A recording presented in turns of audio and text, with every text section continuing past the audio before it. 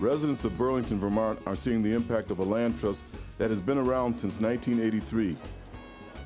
One of the largest and most active in the country, the Burlington Community Land Trust has over 1,000 members today and was started with the enthusiastic support of a progressive city government that had just been elected, a government that was determined to find a long-term solution to the city's affordable housing crisis. It's a university town. We had a waterfront that was developing, and the low-income neighborhoods adjacent to the downtown were in need, a great need of revitalization. It was an old housing stock, but we wanted to be able to revitalize those neighborhoods and improve them without gentrifying them, in other words, without making them unaffordable to the people who live there. Certainly at the federal level, there has been an incredible investment in affordable housing over the past couple of decades. The problem has been that the benefit of that investment has typically been very short-lived. And after a fairly short period of time, the money that the public has invested in housing has gone out the door in the pockets of an investor, a developer, or a landlord, or a first-time home buyer. By supporting the community land trust model, a number of things are done. One is the profit motive is taken out of housing. And I think particularly if there's a public investment in housing, I think we ought to be very careful as to where that investment flows. And through the land trust model, that investment remains with the community, and the long-term affordability of that housing is guaranteed. There's now over 300 families living in land trust housing, and that really encompasses a lot of different kinds of housing. We have folks living all the way from in shelter. We have single-room occupancy. We have the very affordable rentals. We have housing cooperatives. We have affordable condominiums scattered throughout the city and county, affordable single-family homes. I'm real pleased that the Burlington Community Land Trust today is one of the largest, probably the second largest owner of residential property in the city. The Land Trust's first focus is the revitalization of Burlington's Old North End, an old working-class neighborhood, and we've concentrated on buying multifamily buildings and rehabbing them, repairing them, making the rents affordable through a variety of grants and financing, and then managing them. Over the years, the Land Trust has branched out from its initial role as a housing developer in the Old North End to include other kinds of community development, creating a neighborhood park, cleaning up and developing former dump sites and blighted properties, and providing homes to several nonprofit community facilities, including the Food Shelf, a meals program for the homeless, Vermont Legal Aid, and the Technology Center, which provides free and affordable computer training for local residents. These agencies either rent facilities from the Land Trust or own their own buildings on land leased from the Land Trust. There's a sense in the community, I hear bankers saying this, hear people in the chamber saying this, that you can see a difference in the Old North End because of the Burlington Community Land Trust, and we're very proud of that.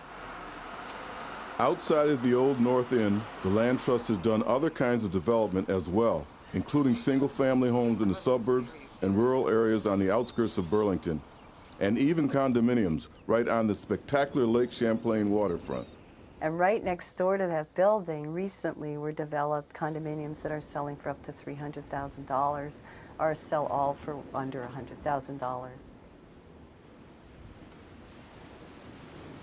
The Burlington Community Land Trust offers another option, over a dozen housing co-ops where residents jointly own their own buildings with other co-op members. The Flynn Avenue Co-op was the first big new construction co-op. It's mixed income from very low income with rental subsidy all the way up to market. It's a very successful co-op in terms of the folks managing themselves and managing their management company. It's like a flagship co-op. Oh, it reduced the cost of housing. The Land Trust owns the land, and the cost to the people that are using the housing is reduced considerably. Well, I have here a two-bedroom apartment, and I have a little backyard, which is really very nice because you can get, in a small place, you still can grow flowers and also some tomatoes and so on. I have a two-bedroom very similar to what Crystal has. She has one more window than I do. Because I want straight.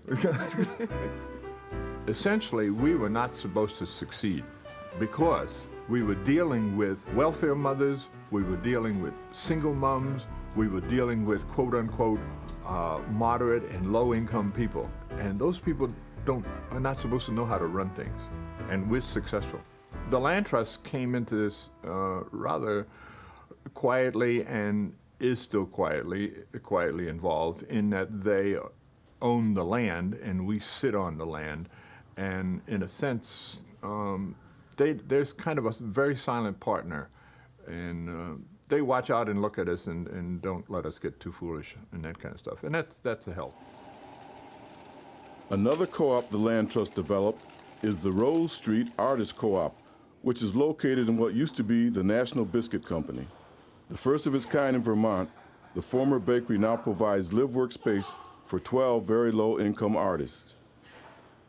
For the first time, I've been able to combine my living and my workspace in one, and I really love not commuting.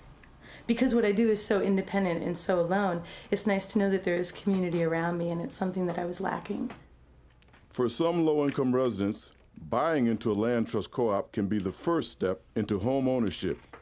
It gives them an economic boost so that later they can buy a single-family home through the land trust as well. Today, the Land Trust is developing a new co-op right across from City Hall, restoring the old Hotel Vermont into a mixed development that will have very high-priced condominiums on the corner and 27 units of affordable cooperative housing in the center of the block. We hope by having a cooperative right in downtown, in the downtown of Vermont's biggest city, that we can better show off the model to spread it around the state. We've supported the Land Trust in a number of ways.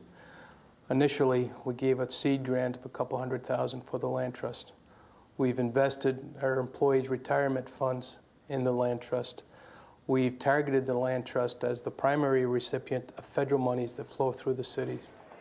We have worked in partnership with the Land Trust to secure monies from the state's Housing Conservation Trust Fund. We've also have taxed our residents. They have agreed to tax themselves. There's a penny on the tax rate in this city which supports affordable housing initiative, and much of that money flows through the Land Trust. We're old enough to have had a number of resales, and we've seen it really work. I think this is the most elegant contribution that the Community Land Trust makes to affordable housing, and most unique. The second time around, we don't need any additional government subsidy, and we typically serve a lower income family.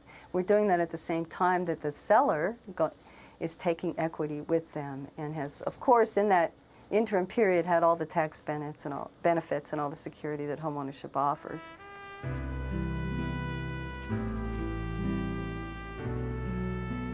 Housing is not something that should be traded and sold as stocks or gold or pork bellies, but it should be treated differently. So it's a very conscious statement of public policy. We have attempted to decommodify the housing stock. So rather than government doing all the thinking, people who own their own homes, many of them for the first time, are true stakeholders and have some control over their destiny.